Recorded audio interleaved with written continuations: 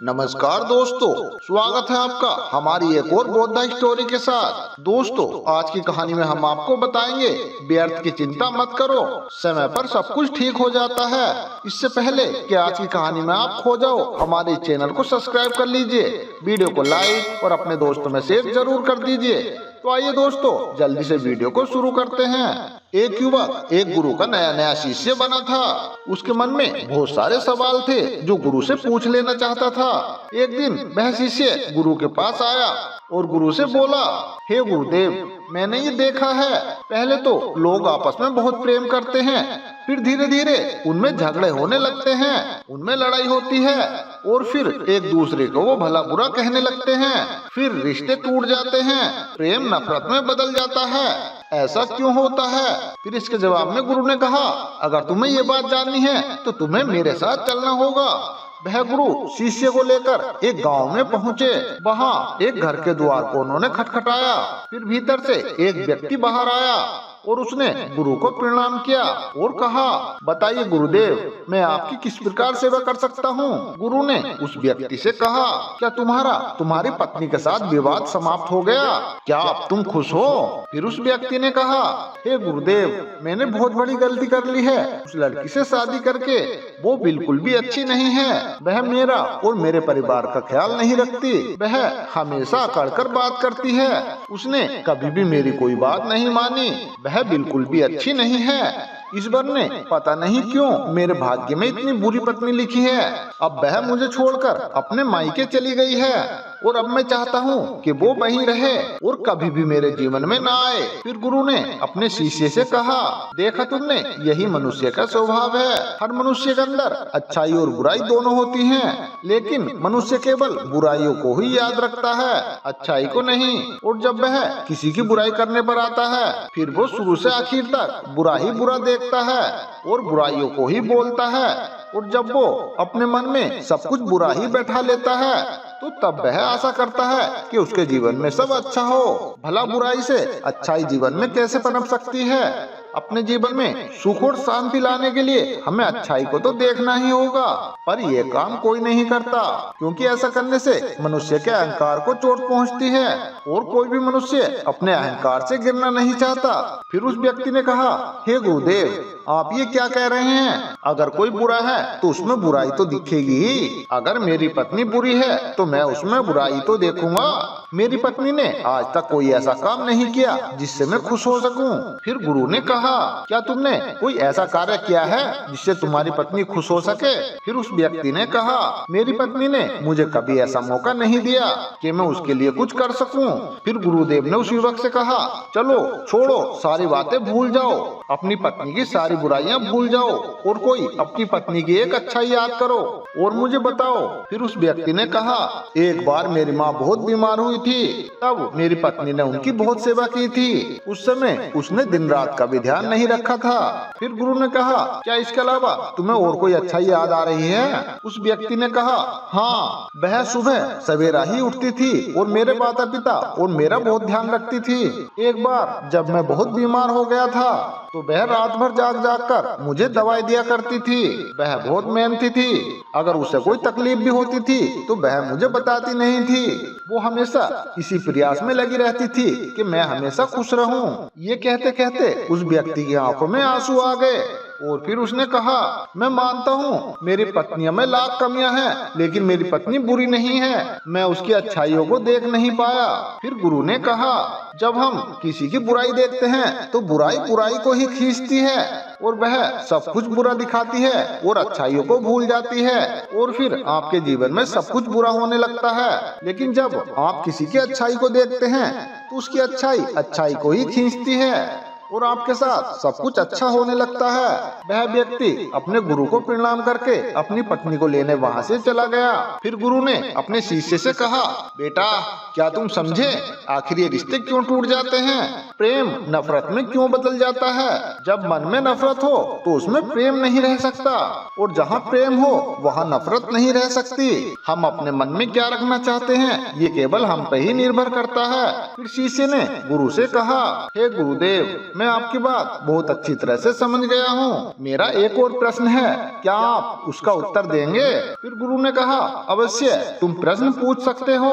फिर शिष्य ने कहा, हे गुरुदेव, आप मुझे बताइए, इस दुनिया में सबसे मुश्किल कार्य क्या है? फिर गुरु ने उत्तर देते हुए कहा, बेटा, इस दुनिया में सबसे मुश्किल काम एकांतवास में रहना है। फिर शिष्य ने कहा, हे गुरुदेव, इसमें मुश्किल क्या है? एकांत में तो कोई भी रह सकता है। फिर गुरु मुस्कुराए और कहा, अगर तुम्हें यह आसान काम लगता है तो क्या तुम 30 दिन के लिए एकांतवास में रह सकते हो? तुम्हें 30 दिन के लिए कहीं नहीं जाना, तुम्हें एक गुफा में रहना है। तुम बाहर किसी भी व्यक्ति से संपर्क नहीं करोगे और न ही गुफा के भीतर किसी भी कार्य में व्यस्त रहोगे, केवल शांत और एकांत में रहोगे। क्या तुम यह काम कर सकोगे? फिर शिष्य ने कहा, हे गुरुदेव, ये सब करके आखिर मुझे क्या मिलेगा? इसका क्या फायदा है? फिर गुरु ने कहा, जो मिलेगा वो तो तुम्हें पता चल ही जाएगा, लेकिन बात यह है कि क्या तुम ये आसान कार्य कर सकोगे? वह शिष्य तैयार हो गया। वह गुरु अपने शिष्य को एक गुफा की तरफ ले गए और वहाँ उसके 30 दिन के खाने पीने का इंतजाम कर दिया और कहा, गुफा का द्वार खुला रहेगा। जब तुम्हें यह लगे कि तुमसे ये नहीं हो रहा है तो तुम बाहर आ सकते हो। वह शिष्य गुफा के अंदर चला गया। पहले दिन उसने बहुत ही आराम से अपना समय काट लिया। दूसरे दिन उसे कुछ अजीब सा महसूस होने लगा। उसका मन बार बार बाहर की तरफ भाग रहा था। उसे अंदर अंदर बहुत बेचैनी हो रही थी। वह इधर उधर टहलने लगा, घबराने लगा। जैसे तैसे करके उसने दूसरा दिन भी काट लिया।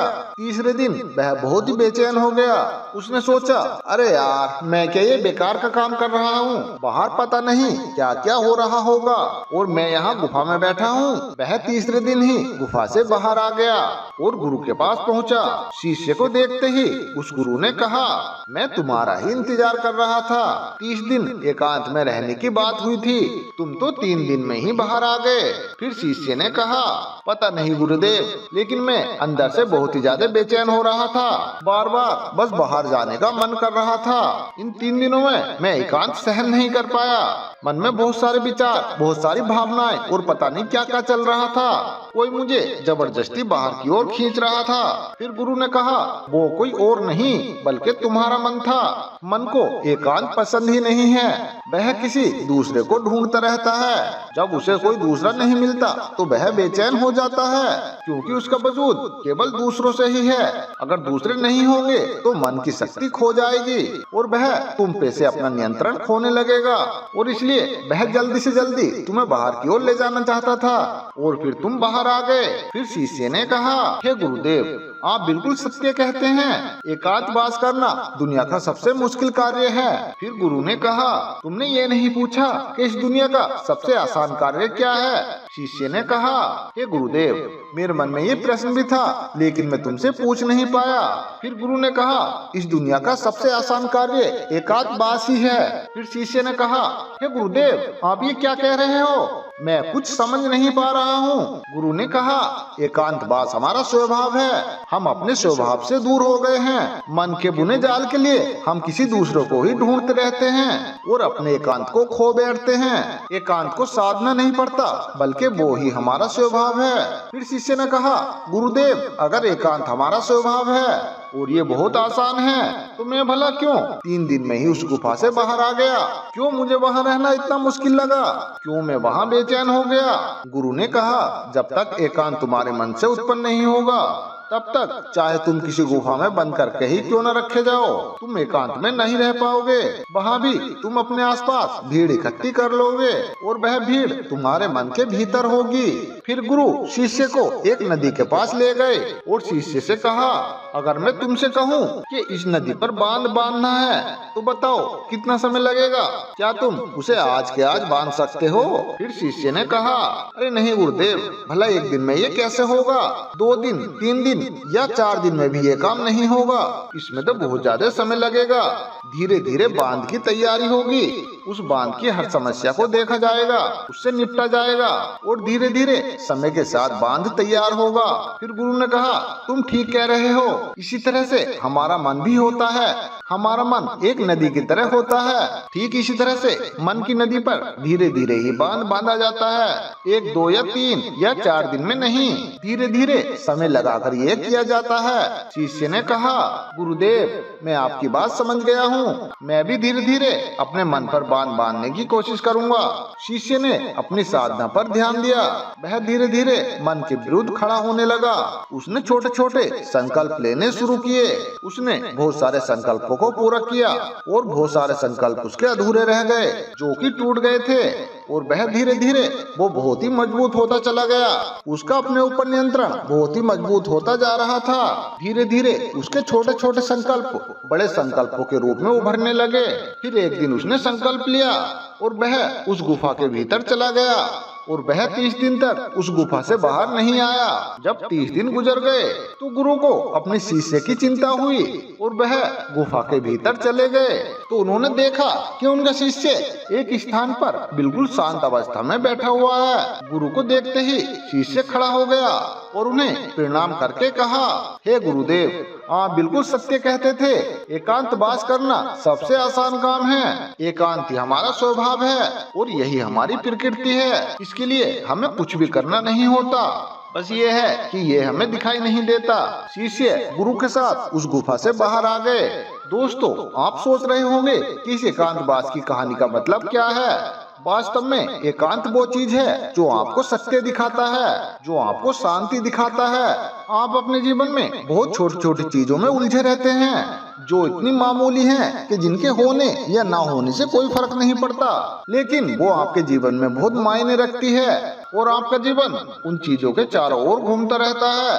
आप वहीं के वहीं भटकते रहते हैं। इस दुनिया में कोई ऐसा व्यक्ति नहीं बचा, चाहे वह कितना भी बड़ा व्यक्ति हो, वह कितनी भी अकड़ के साथ क्यों न खड़ा हो, सब मिट्टी में मिल गए हैं। चाहे वह राजा हो, चाहे भिखारी हो, शक्तिशाली हो, चाहे कमजोर हो, साधु हो या संत हो, चाहे कोई भी हो, किसी की भी अकड़ बाकी नहीं रही। जिन छोटी मोटी चीजों के लिए आप इतना लड़ते और झगड़ते रहते हो, आखिर तुम क्या करोगे इन सब चीजों का? कुछ पल ही लगते हैं शरीर को मिट्टी बनने में और तुम ऐसे लड़ रहे हो जैसे तुम हमेशा यहीं रहने वाले हो। तुम्हें बहुत कम समय मिला है, थोड़ा बहुत उपयोग कर लो, कुछ सीख लो, कुछ जान लो, कुछ तो खुशी से जीवन जी लो। सब कुछ जानते हुए भी हम कुछ नहीं जानते, बस यही हमारी विडंबना है और यही हमारी बेहोशी है, यही हमारी नादानी है। और इसी से बाहर निकलना जागरण है, जागृति है और बुद्धत्व भी है। दोस्तों, यह कहानी एकांत और आत्म जागरूकता की महत्वपूर्णता की जानकारी के बारे में सिखाती है। यह कहानी हमें यह एहसास दिलाती है कि हम पारिवारिक के छोटे छोटे झगड़ों में फंसकर अपने आप को भूल जाते हैं, जो हमारे जीवन के उद्देश्यों से दूर कर देती है। दोस्तों, हमें कभी भी इन छोटी मोटी उलझनों में नहीं उलझना चाहिए। हमें छोटी छोटी बातों के लिए एक दूसरे से झगड़ा नहीं करना चाहिए। अपने पति पत्नी, भाई बहनों और परिवार के साथ अच्छे से रहना चाहिए। हमारा जीवन बहुत ही छोटा है, इसे खुशी से बिताना चाहिए। अगर हम छोटी छोटी बातों से लड़ाई झगड़ा करेंगे, छोटी छोटी बातों को लेकर हम अपने जीवन को दुखी करेंगे, तो हमारा जीवन इन्हीं दुख दर्दों में निकल जाएगा और जो इस जीवन का आनंद है उसे हम नहीं प्राप्त कर पाएंगे और हमें ये भी नहीं पता हम अगले जन्म में क्या बनेंगे। तो इसलिए अपने जीवन को अच्छे से बिताइए।